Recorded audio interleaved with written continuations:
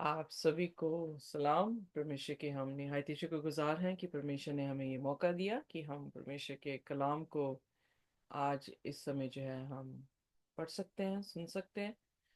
आज जो है हम निर्गमन उसका 20 अध्याय देखेंगे, जो कि बहुत ही दिलचस्प है। और हम देखेंगे कि खुदा ने जो है पूरी इज़राइल के साथ बात की और उन्हें 10 हुक्म जो है खुदा ने अपनी जुबान से सारे 10 हुक्म जो है वो यहाँ पर बोले हैं।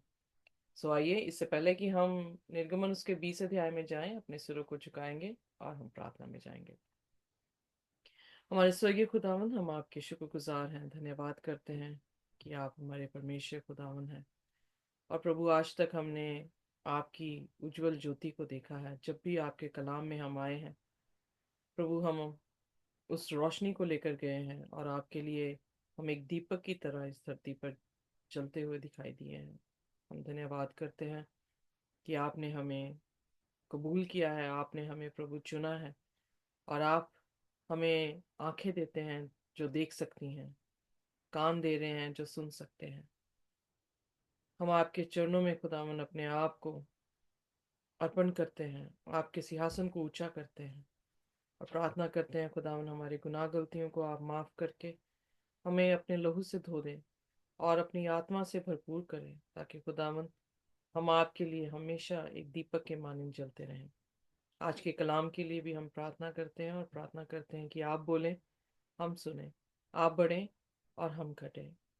हमारी जिंदगियों को अपने हाथों में लें। इस प्रार्थना को यीशु के नाम से मांगते हैं, आमीन। सो आइए आमीन। देखते हैं निर्गमन उसका 20 अध्याय और उसकी पहली आयत। जी। तब परमेश्वर ने ये सब वचन कहे, मैं तेरा परमेश्वर हूँ, मैं तेरा परमेश्वर यहोवा हूँ, जो तुझे दासों के घर अर्थात मिस्र देश से निकाल लाया है। सो यहाँ पर हम देख रहे हैं कि खुदा खुद बोले हैं। अगर जब हम 19 अध्याय में या उससे पहले 18 अध्याय में गए, तो खुदा ने जो है वहां पर ऐलान किया कि वो अपनी कलीसिया से जो है वो बातचीत करेंगे। और जब वो पहाड़ पर अपनी प्रेजेंस देते हैं, तो हमने देखा कि किस तरह से पहाड़ जो है वो भी हिलता है, और आवाज जो है वो गर्जन जो खुदा की उन्हें सुनाई देती है, वो सब जो है वो खौफ से कांप उठते हैं। सो यहाँ पर खुदा ने जो है जब ये शब्द बोले हैं, तो खुदा ने सबसे पहले ये हमें सिखाने की कोशिश की है कि वही खुदा है। He said, I am the Lord your God।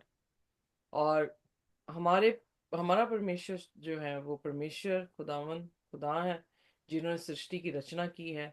और इज़राइल को जब वो कह रहे हैं कि वही खुदा है, उनके खुदा है, जो उन्हें दास्तव से निकाल कर जो मिस्र की थी लेकर आए हैं, तो हम यकीनन ये जानते हैं कि खुदा जो है वो ही हमें बचाने वाला है।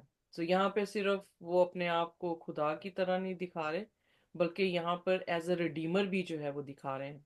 प्रकाशित वाक्य उसके 4 अध्याय, उसके 5वें अध्याय में हम दोनों चीजों को जो है वो देखते हैं। 4 अध्याय में यीशु मसीह को एज अ क्रिएटर जो है वो दिखाया गया है, और सारी की सारी समस्त प्राणी जो आसमान की बादशाहत में है वो उनके सामने सिर झुका रहे हैं। 5वें अध्याय में हम यीशु मसीह को, प्रकाशित वाक्य 5 अध्याय में हम यीशु मसीह को एक मेमने के रूप में, वहां पर जो कि हमारे लिए शुरुआत से ही घात किया गया है, उसके रूप में दिखाया जा रहा है, जो ये बताता है कि वो हमारा उद्धार करने वाला है। सो पुराना नियम और नया नियम दोनों में हम परमेश्वर के कैरेक्टर्स जो हैं वो सेम जो है वो देखते हैं। बहुत सारे लोग जो है कंफ्यूज होते हैं कि पुराना नियम, वो लोग ये समझते हैं कि पुराना नियम और नए नियम जो है वो दोनों डिफरेंट है। बट अगर हम ध्यान से हर एक शब्दों को देखें, क्योंकि हर एक शब्द जो है वो पवित्र आत्मा की अगुवाई से लिखे गए हैं, तो हर एक शब्द में बहुत ज्यादा वेट है, बहुत सारा, बहुत ज्यादा जो है सच्चाई भरी हुई है, जिसे हमें खोजना होगा, जिसे हमें देखना होगा और जानना होगा कि परमेश्वर जो ओल्ड टेस्टामेंट का है और परमेश्वर जो नया टेस्टामेंट का है, वो दोनों जो है वो एक हैं। और इसलिए हम पहचानते ही इस चीज से हैं उस खुदा की पहचान ही इस बात से होती है कि वो हमारा खुदा इसलिए बना, पहली चीज कि उसने सृष्टि की रचना की है। दूसरी बार हमारा खुदा वो इसलिए है क्योंकि वो हमें बचाने वाला है। बहुत सारे धर्मों में अगर आप देखें तो बहुत सारे धर्मों में आप ये देखते हैं कि इन दोनों कंपोनेंट में से एक कंपोनेंट उनके पास होता है, पर दोनों के दोनों कंपोनेंट जो है उनके पास नहीं होते। और यहीं से हम डिस्टिंग्विश करते हैं कि बाइबल का परमेश्वर जो कि क्रिएटर भी है और साथ ही साथ क्या है, रिडीमर भी है। और इसीलिए हम जो मसीह हैं हमारे लिए बहुत ही अच्छा आंसर है कि ये दोनों के दोनों कंपोनेंट जो हैं हमें प्रभु यीशु मसीह में मिले हैं, कि हम उसकी उपासना कर सकते हैं। और इसलिए आगे बाइबल में तीसरे वचन में लिखा है, आइए पढ़ दे मेरे साथ।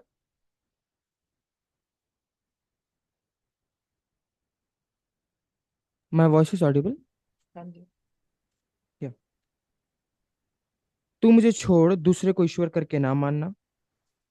तू ओके। अपने लिए कोई। ये बहुत ही इंपॉर्टेंट वर्स है, that you shall not have any other God before me. मेरे सामने कोई और तुम्हारा भगवान ना हो। सो शुरुआत शुरुआत में हम देखते हैं कि परमेश्वर ने अपने स्वरूप में इंसान को जो है वो रचा, और इंसान ने जो है अपने स्वरूप में भगवानों को जो है वो रच दिया। जैसे मैंने कहा कि उसने अपने फीचर्स दिए हैं, उसने अपनी अपनी क्वालिटी बताई है कि वो क्यों हमारा परमेश्वर है।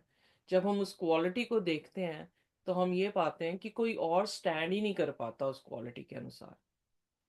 अगर हम देखें कि जो मूर्त इंसान ने अपने हाथ से बनाई है, भजन 115 में हम यहाँ पे देखते हैं कि वो जो भी आकार दे रहे हैं उस भगवान को, उसके पास आंखें तो हैं पर वो देख नहीं पाती, कान है पर वो सुन नहीं पाते। आइए देखते हैं भजन संहिता उसका 115 अध्याय और उसकी चौथी आयत से। भजन संहिता 115 और उसका चौथा चौथा से 4 से 8।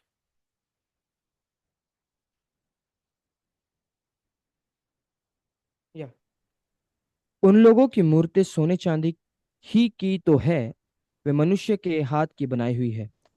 उनका मुंह तो रहता है परंतु वे बोल नहीं सकती। उनकी आंखें तो रहती है परंतु वे देख नहीं सकती। उनके कान तो रहते हैं परंतु वे सुन नहीं सकती। उनके नाक तो रहती है परंतु वे सूंघ नहीं सकती। उनके हाथ तो रहते हैं परंतु वे स्पर्श नहीं कर सकती। उनके पाँव तो रहते हैं परंतु वे चल नहीं सकती, और अपने कंठ से कुछ भी शब्द नहीं निकाल सकती। जैसे वे हैं वैसे ही उनके बनाने वाले हैं, और उन पर भरोसा रखने वाले भी वैसे ही हो जाएंगे। यहाँ पर बहुत ही साफ है कि खुदा का कलाम ये बता रहा है कि ये लोग कान रखते हुए, जो मूर्तियां हैं वो कान रखते हुए भी जो है वो नहीं सुनती। और ये सेम ही फ्रेज हम जब खुदा के वचन में यीशु मसीह ने आके कहे हैं, तो यीशु मसीह ने मत्ती उसके 13 अध्याय उसकी 14वीं आयत में ये चीजें कही हैं। आइए देखते हैं मत्ती उसका 13वां अध्याय और उसका 14वां वचन।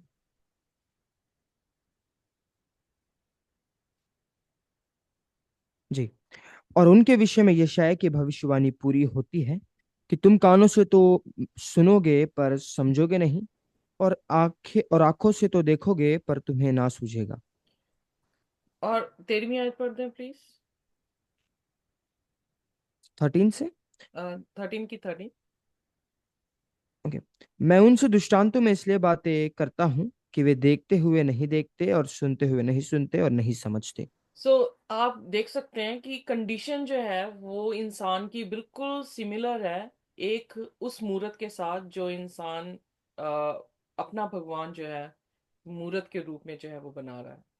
दोनों जो हैं आंखें रखते हुए नहीं देख रहे हैं, कान रखते हुए नहीं सुन रहे हैं, अगर सुन भी रहे हैं तो उसे अंडरस्टैंड जो है वो नहीं कर पा रहे हैं। इसलिए परमेश्वर के तुल्य कौन हो सकता है, क्योंकि परमेश्वर तो सुनता है। परमेश्वर के तुल्य कौन हो सकता है, परमेश्वर जो है वो देखता है। परमेश्वर के तुल्य कौन हो सकता है कि परमेश्वर जो है वो हर काम हमारे आगे आगे होकर जो है वो करता है। इसलिए खुदा के पहले हुक्म में खुदा ने ये दर्ज किया है कि हम किसी को भी अपना भगवान अपना परमेश्वर कहकर ना पुकारें, क्योंकि एक ही है जिसने हमें पाप की दास्तव से निकाल कर जो है आजाद किया है। आइए देखिए गलीतियों उसका 5 और उसका दूसरा, पहले दो आयतें पढ़ दे मेरे साथ।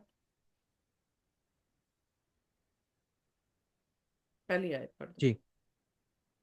मसीह ने स्वतंत्रता के लिए हमें स्वतंत्र किया है, फिर से में स्थिर रहो और दासत्व के जीव में फिर से ना जुतो। आमेन। सो हमें यीशु मसीह ने क्या किया है? स्वतंत्र किया है। अब प्रश्न उठता है, क्या पिता और यीशु अलग है? नहीं, बाइबल में यीशु मसीह ने क्या कहा? मैं और पिता एक हैं। इसका मतलब पिता जो हमारे सामने अदृश्य है, वो देहधारी हुआ है, जिस्म में आया है। इसीलिए यूहन्ना उसके पहले वचन में कह रहा है कि खुदा वचन आदि में, आदि में वचन था, वचन परमेश्वर के साथ था और वचन ही परमेश्वर था। और 14वीं आयत में वो वचन जो है वो देहधारी हुआ। हमारे पास जो फिजिकल विजिबल मैनिफेस्टेशन हुई थी, मतलब 2000 साल पहले, वो यीशु मसीह के रूप में जो है हमारे सामने हुई है। जब हम मिस्रियों के बीच में देखते हैं तो उसकी आ, जो फिजिकल या विजिबल मैनिफेस्टेशन है, वो एक खंबे की तरह दिख रहा है। आग के खंबे की तरह उनके आगे आगे जो है वो चल रहा है। पर व्हाट अबाउट अस? पर हमारे लिए कौन सी फिजिकल विजिबल जो है उसकी मैनिफेस्टेशन है? हम देखें तो हमारे लिए बाइबल ही वो एक ऐसी चीज है जिसको हम छू पा रहे हैं, जिसको हम देख पा रहे हैं, जिसको हम सुन पा रहे हैं, जिसको हम पढ़ पा रहे हैं। आइए देखते हैं पहले यूहन्ना उसका पहला वचन, पहला अध्याय और उसका पहला वचन। यूहन्ना पहला 1:1। यूहन्ना उसका पहला अध्याय और उसकी पहली आ, तीन जी। आयतें पढ़ सकते हैं आप। उस जीवन के वचन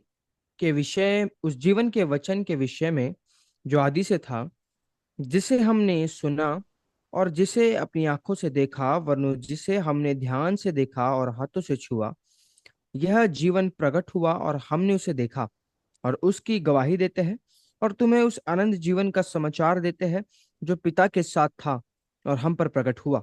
Amen। जो वेट अ कुछ हम। मिनट, वेट अ मिनट, बहुत इंपॉर्टेंट वर्स है। देखें, वो उसने यूहन्ना ने जो है पत्री भी जब शुरुआत कर रहा है लिखने की, तो पत्री में भी क्या बयान कर रहा है? वो जो वचन था कहाँ? आदि में। और वो आदि में जो वचन था वो उनको मैनिफेस्ट हुआ, और मैनिफेस्ट हुआ तो वो क्या कर रहे हैं? उसे देख रहे हैं अपनी आंखों से, उसे निहार रहे हैं, उसको हैंडल कर रहे हैं, यानी उसको छू कर देख रहे हैं। और बाइबल, इंग्लिश बाइबल में लिखा of the word of life. वही वचन क्या है? जिंदगी का वचन है। फिर आगे कह रहा है कि जैसे हमने उसे देखा है, हम उसका क्या कर रहे हैं? We are bearing his testimony और विटनेस। प्रकाशित वाक्य 12 अध्याय उसकी 17 आयत में भी सिमिलरली जो है हम देखते हैं। पहली चीज तो ये कि हम ये देख रहे हैं कि खुदा को उन्होंने छू कर देखा, आंखों से देखा, उसकी ही विटनेस हमारे बीच में जो है वो कर रहे हैं, और शो कर रहे हैं कि इसी में जो है वो अनंत जीवन है, which was with the father, जो पिता के साथ था, वॉज मैनिफेस्टेड अनटू अस, जो हमारे सामने जो है वो क्या हुआ है? मैनिफेस्ट हुआ है, या हमारे लिए प्रकट हो गया है। अब 2000 साल पहले यीशु मसीह स्वर्ग की बादशाहत में चले गए, पर आज हमारे बीच में क्या है? वो शब्द क्या है? वो शब्द जो है वो बाइबल है। जो बाइबल को हम देख रहे हैं, पढ़ रहे हैं, सुन रहे हैं, हाथ लगा रहे हैं और उसी की विटनेस कर रहे हैं। वाह। आइए देखिए प्रकाशित वाक्य उसका 12 और उसका 17 वचन। जी। और अजगर स्त्री पर क्रोधित हुआ और उसकी शेष संतान से जो परमेश्वर के आज्ञाओं को मानते और यीशु की गवाही देने पर स्थिर है, लड़ने को गया। आमेन। यहाँ पर जो प्रेरित है यूहन्ना, उसका एक्सपीरियंस भी क्या है? कि वो खुदा को छू कर देख रहा है, उसको अपनी आंखों से देख रहा है, सुन रहा है, सब कुछ कर रहा है ना। और फिर दोबारा से आए, पहला यूहन्ना उसका पहला अध्याय उसकी तीसरी आयत में, तो तीसरी आयत में कह रहा है कि उसने फेलोशिप की खुदा के साथ। और जो फेलोशिप कर रहा है वो क्या कर रहा है? यानी उसको फॉलो कर रहा है, उसके हुक्मों को जो है वो मान रहा है। और प्रकाशित वाक्य में अंतिम दिनों के अंतिम लोगों के करेक्टर्स भी यही हैं कि वो उसके साथ फेलोशिप कर रहे हैं, जो कि visible feasible visible physical manifestation हमारे सामने है, और उसकी गवाही दे रहे हैं। Are you getting me? समझ आ रहा मैं क्या कह रही हूँ?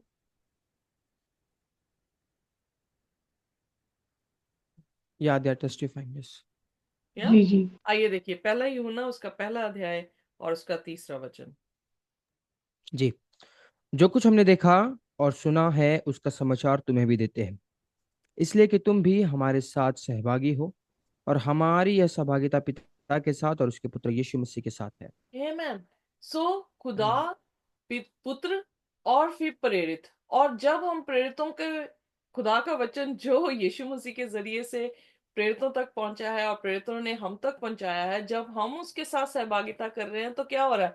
अल्टीमेटली हमारी सहभागिता किसके साथ हो रही है? परमेश्वर के साथ हो रही है। आमेन। आमीन। आमीन। आमीन आमीन। तो इट इज ऑल रिलेटेड। कैसे ये एक दूसरे के साथ जुड़े हुए हैं, हम अलग नहीं कर सकते। कैसे? क्योंकि वचन ही था जो देहधारी हुआ, वचन ही है जो हमारे सामने, हमारे हाथों में जो है खुदा ने दिया हुआ है। और उसी वचन को, चाहे वो नबियों के जरिए से, चाहे वो राजाओं के जरिए से, चाहे वो प्रेरितों के जरिए से लिखा गया है, जिन्होंने आई विटनेस किया है, उन्होंने वो वचन जो लिखा है, जब हम उसके साथ सहभागिता करते हैं तो हम क्या कर रहे हैं? हम खुदा के साथ एक हो रहे हैं। और उन्होंने जो भी क्या कहते हैं, खुदा के कलाम को पढ़ा है, यानी यीशु मसीह को देखा है या उसको पढ़ा था, उन्होंने वो विटनेस कर दिया हमारे सामने, प्रेरितों ने। और वही विटनेस हम क्या कर रहे हैं? प्रकाशित वाक्य में जो आखिरी जो जनरेशन है वो क्या करेगी? वो यही विटनेस जो है वो लोगों को क्या करेगी? प्रेजेंट कर देगी।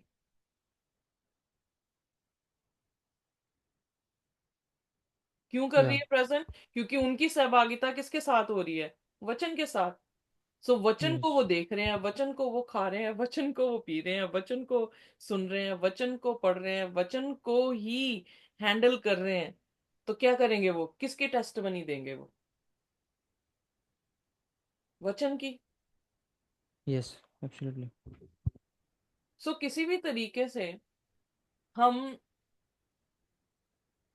अज्ञात नहीं हैं।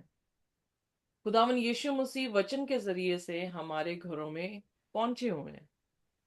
बट प्रॉब्लम यह है कि हम आंखें रखते हुए देख नहीं रहे कि वो पड़ा हुआ है।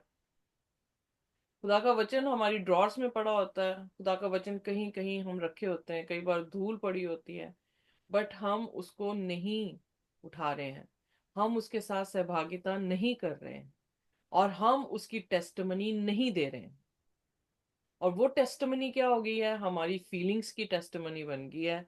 हम जो एक्सपीरियंस कर रहे हैं, कहाँ से एक्सपीरियंस आ रहा है, डजेंट मैटर, हम उस टेस्टमनी को दे रहे हैं। बट बाइबल में लोगों ने खुदा के कलाम की टेस्टमनी दी है, अपनी टेस्टमनी नहीं दी।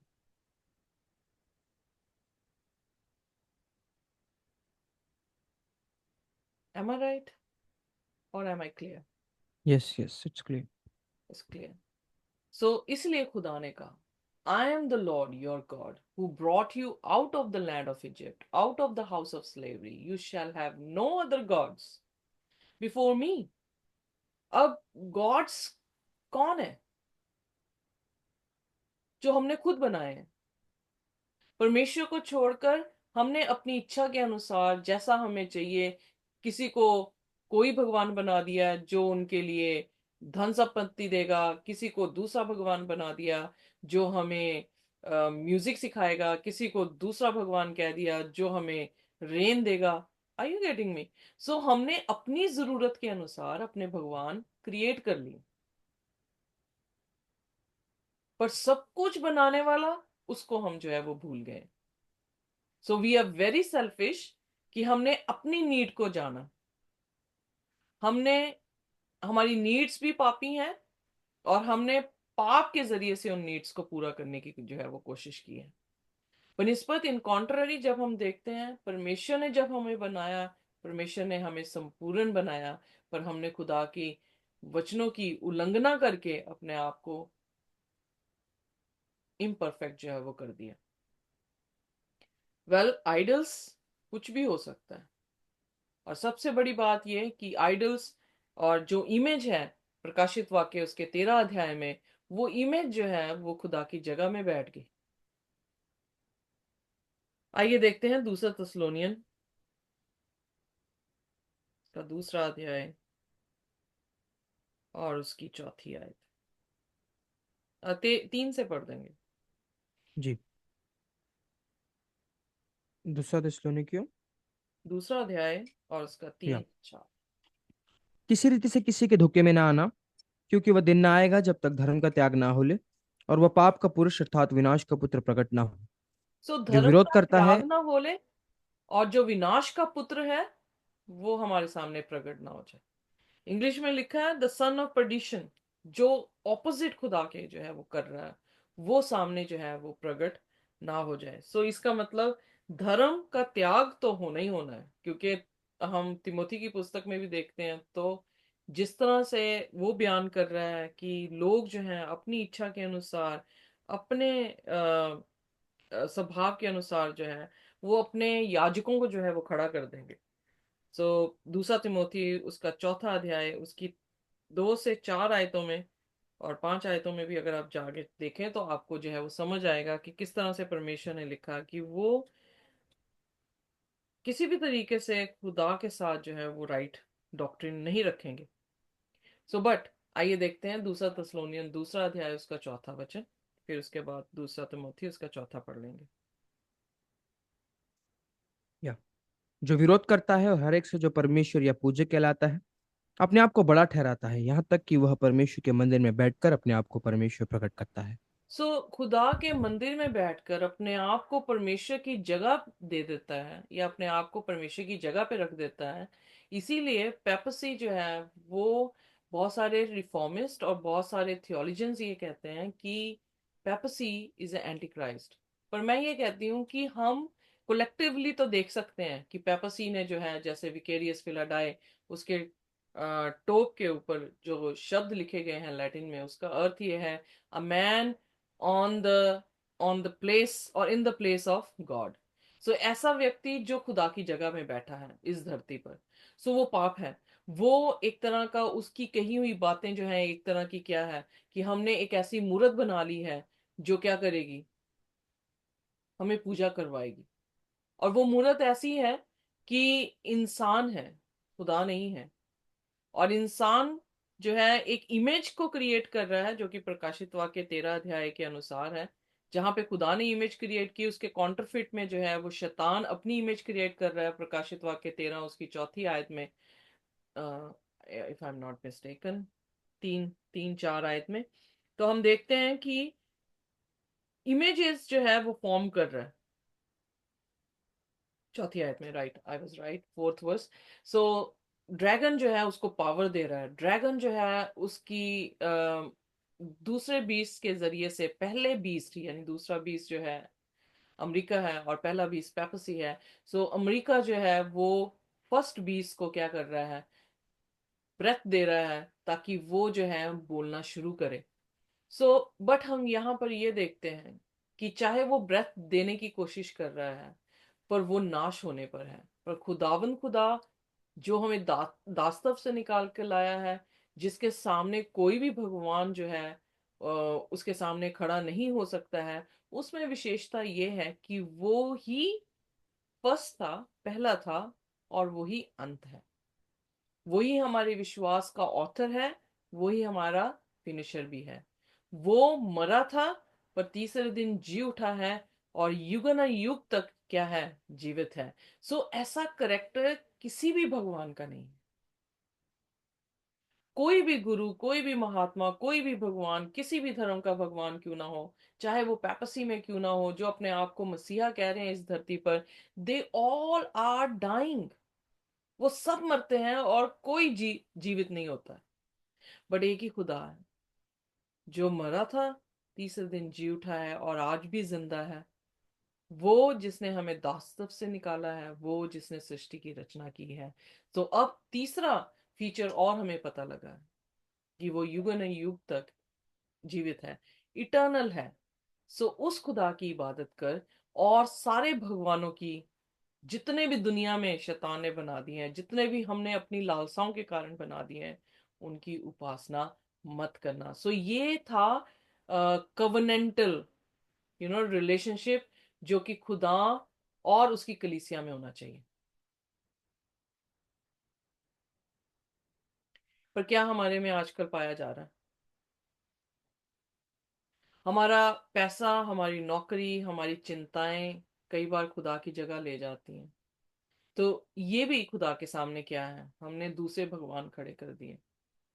कई बार अपनी शौहरत, कई बार अपना नाम, कई बार अपना अपना रूप जो है, हम खुदा से भी ऊंचा जो है वो रख देते हैं। तो ये हमारे लिए क्या बन गए हैं? आइडल्स बन गए हैं।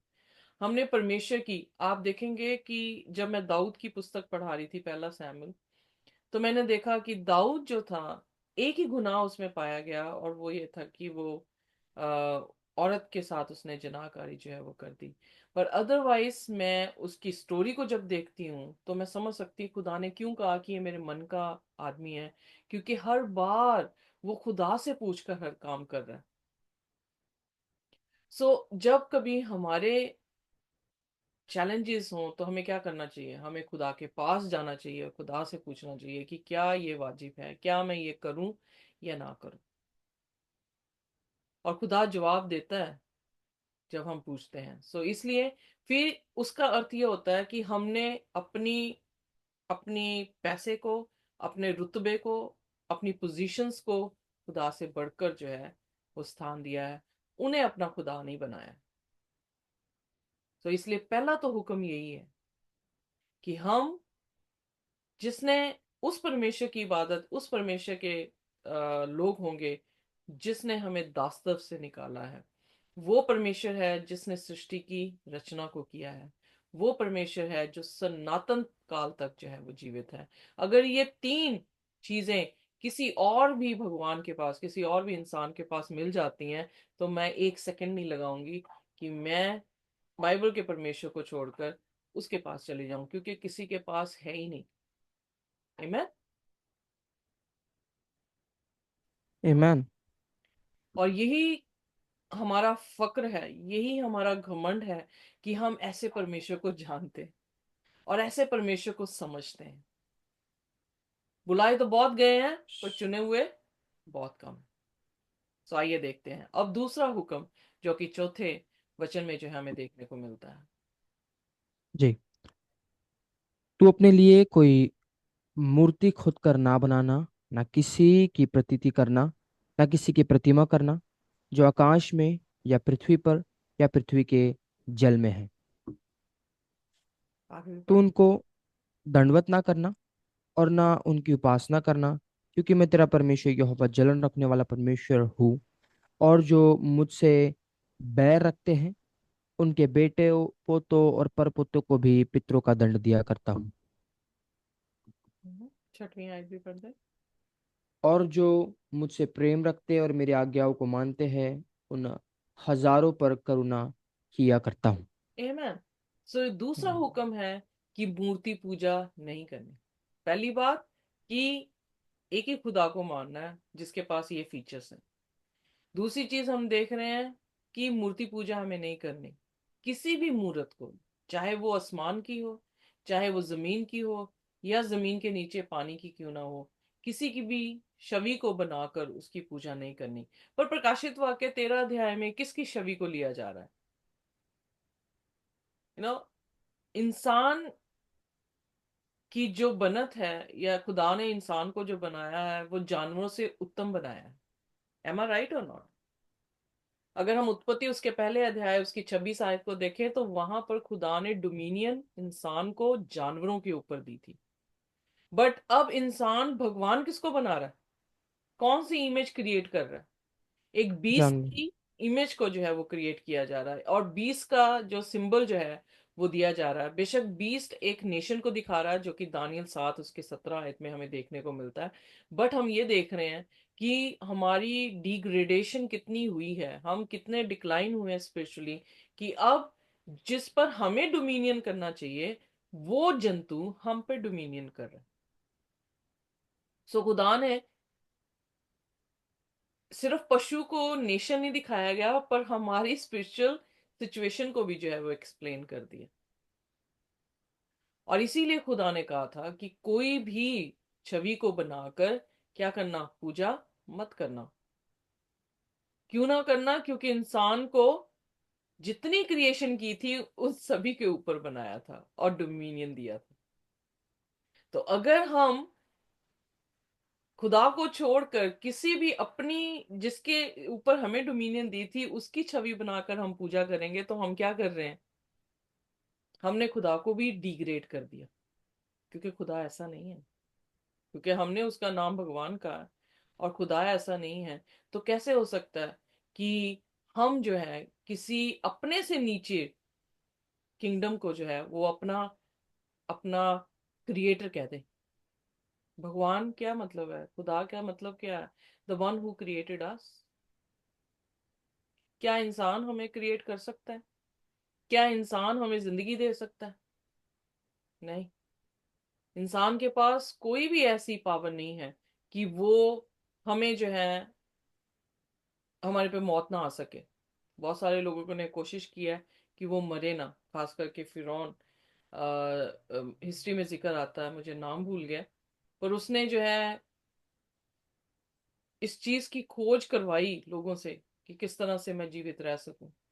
तो वो इंसान भी जो है वो मर गया। कोई नहीं उसे बचा सका। सो हम देखते हैं कि कोई भी इंसान या इंसान से नीची किंगडम हमें बचा नहीं सकती है। एक सूअर सूअर का बच्चा दलदल में जो है वो फंस गया। और अब मुझे ये बताएं कि क्या कोई सूअर दलदल में जाकर उसे बचा सकता है?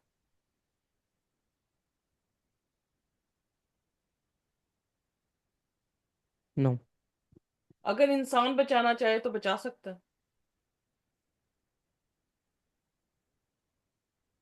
यस। या एग्जैक्टली। सो क्यों बचा सकता है?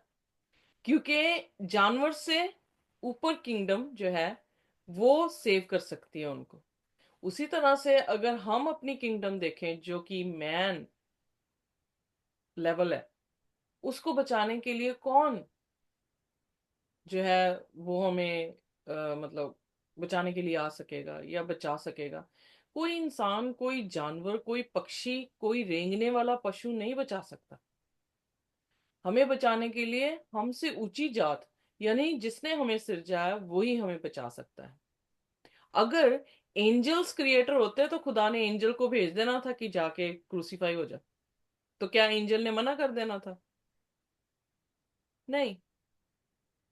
पर एंजल्स भी जो है वो हमारी काइंड के ही हैं। काइंड इन द सेंस कि जैसे हम क्रिएटेड बीइंग है, वैसे ही एंजल्स भी जो है वो क्रिएटेड बीइंग है। सो इसलिए वो क्रिएटर नहीं है और वो हमें बचा नहीं सकते।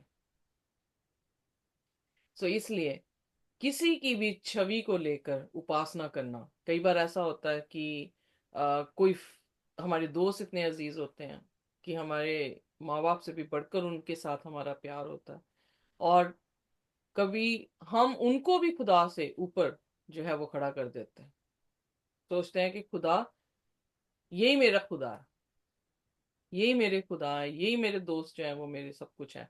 सो बी वॉचफुल कि हम कभी भी किसी इंसान को, हम प्यार कर सकते हैं, किसी इंसान को खुदा से ऊपर का दर्जा जो है वो ना दे।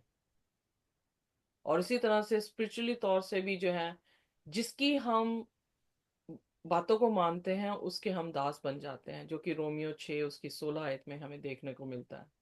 सो अगर कोई भी हुक्म, चाहे वो चर्च से निकला हो, चाहे वो किसी व्यक्ति से निकला हो, अगर खुदा के हुक्म से कॉन्ट्ररी है और जब हम उसके हुक्मों को मानते हैं, तो हमने क्या किया? हमने अपने आप को उसका क्या बना दिया? दास बना दिया। तो दास क्या इंसान का बनाने के लिए खुदा ने हमें बनाया था? आई मीन टू से उसे लॉर्ड बनाने के लिए बनाया था? नहीं। लॉर्ड तो थे जिन्होंने क्रिएट किया है। हमें एक दूसरे का दास इसलिए कहा था ताकि हम एक दूसरे की सेवा कर सके और वैसा ही प्रेम करें जैसे हम अपने आप से प्रेम करते हैं। पर यह नहीं कहा कि तू खुदा से बढ़कर उसे प्रेम कर। जब खुदा के साथ प्रेम की हुक्म हुआ तो वहां पे कहा है अपने पूरे दिल जान रूह से खुदा से मोहब्बत कर। पर जब नेबर की बात आई है तो अपने जैसा मोहब्बत करने के लिए जो है वो कहा गया है। सो उसमें भी हम डिग्री को देख रहे हैं।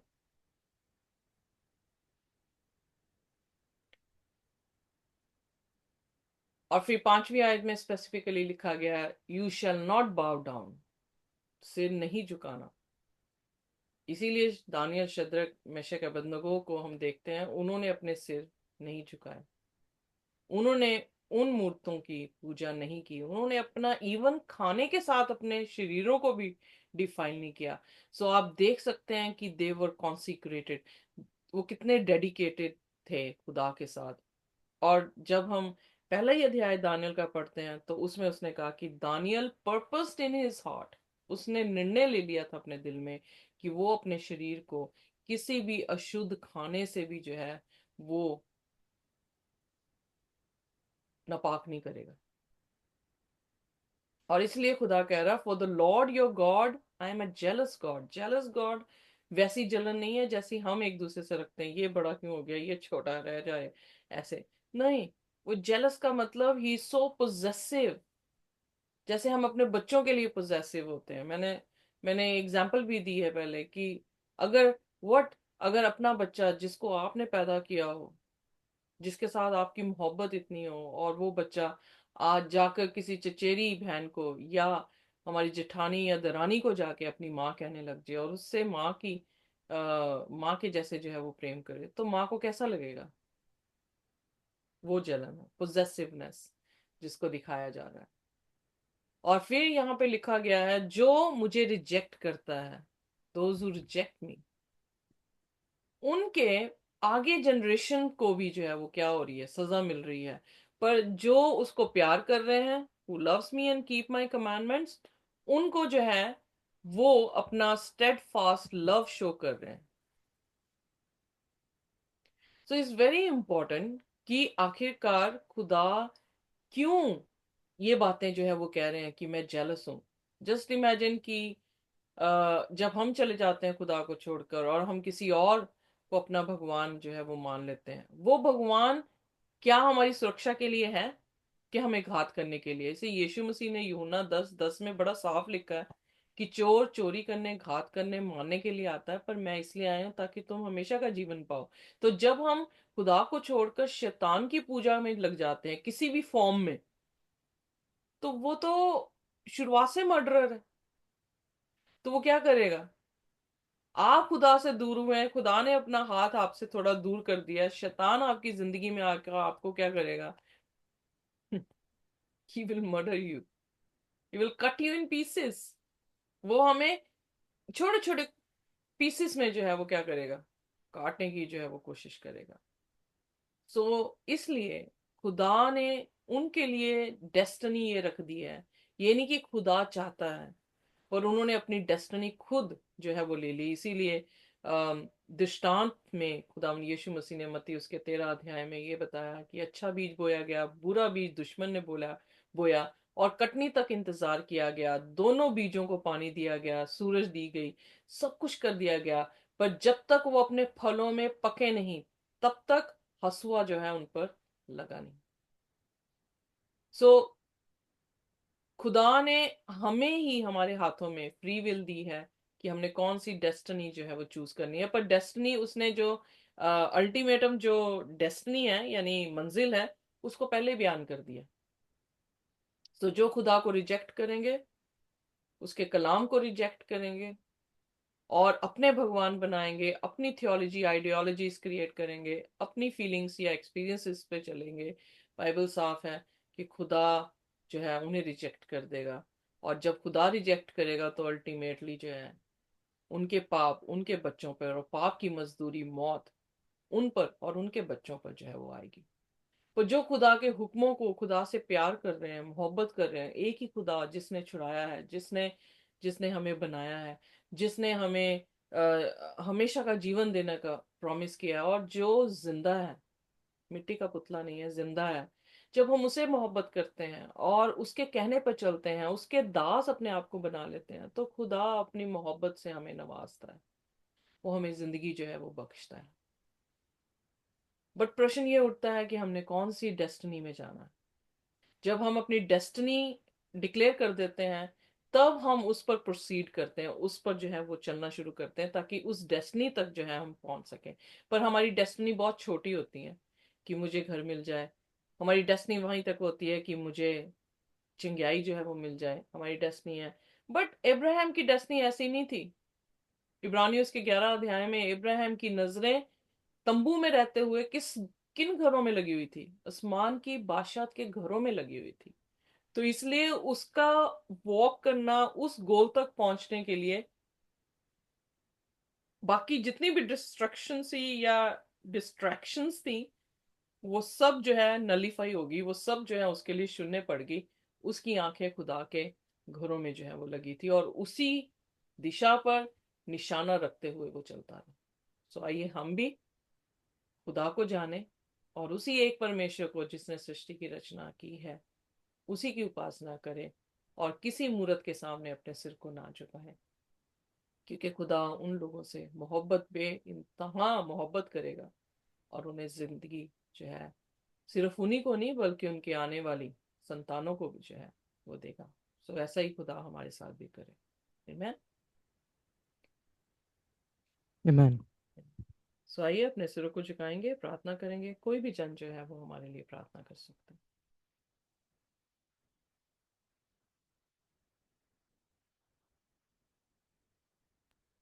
जिंदा आसमानी बाप, तेरी शुक्रगुजारी करते हैं इस रहम फरमाते हुए आपने ये समय हमें दिया खुदा, कि आज हम सलामत हैं, हम जिंदा हैं, और हमारे जितने भी जिंदगी के सांसें हैं तेरी ओर से आई हैं खुदा। आज जो कुछ भी हमने तेरे कलाम से जो पाकीज़गी देता है आए खुदावन, समझ देता है, बुद्धि देता है, बल देता है आए खुदावन, और हमारे रोम रोम को नया करता है। तेरी शुक्रगुजारी करते हैं आज इस कलाम के लिए आए खुदावन। हम जो कुछ भी सुने या समझे खुदावन, सब कुछ तेरी ओर से हो। Yes Lord. और जो कुछ भी हमारे में ऐसा नहीं अच्छा, जो आपको पसंद नहीं, वो सब हमारे अंदर से, वो एक एक चीज हमारे अंदर से आप निकाल के हटा दीजिए हमारे जीवन से आए खुदावन। खुदा आए कादर मुखलित खुदा, हम तेरी बड़ी शुक्रगुजारी करते हैं हाई डेस्टिनी के इस प्लेटफॉर्म के लिए खुदावन। आप इन्हें ब्लेस करें, सिस्टर जी को, उनके परिवार को, जावेद एंड फैमिली, और हर एक जन। Yes Lord. उन सभी को प्रभु जी समझ, बुद्धि और ज्ञान की आत्मा दे आए खुदावन। और जो भी इसे यूट्यूब के माध्यम से सुनता है आए खुदावन, उन सभी के दिलों की, उनके सभी के मनों के अंदर जीवन जल की नदियां निकली हैं। दया कर, फजल कर, और अपने नाम की महिमा ले। यस्सु के नाम से मांगते हैं, आमीन, आमीन और आमीन। खुदा की शांति और उसका अनुग्रह जब तक कि वो दोबारा ना आ जाए और हम उसको रूबरू ना देखें, इसी तरह से बनी रहे। आमीन। आमीन।